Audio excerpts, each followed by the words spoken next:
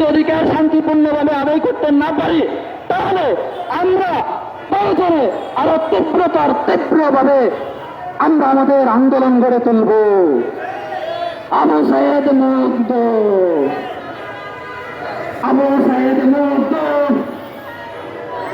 আমরা জুলাই যোদ্ধা, আমরা জুলাইয়ের মৃত্যুর হাত থেকে বেঁচে আসা সৈনিক, আমরা জুলাইয়ের হাতিয়ার, আমরা গতে উঠেছি আমাদের মৃত্যু দাবি আদায়ের জন্য। আমাদেরকে থামানো যাবে না, আমরা থামতে আসিনি, আমরা রুখে দিব সকল কালো হাত। অধিকার আদায় করে আমরা আমাদের কলেজে ফিরে যাব।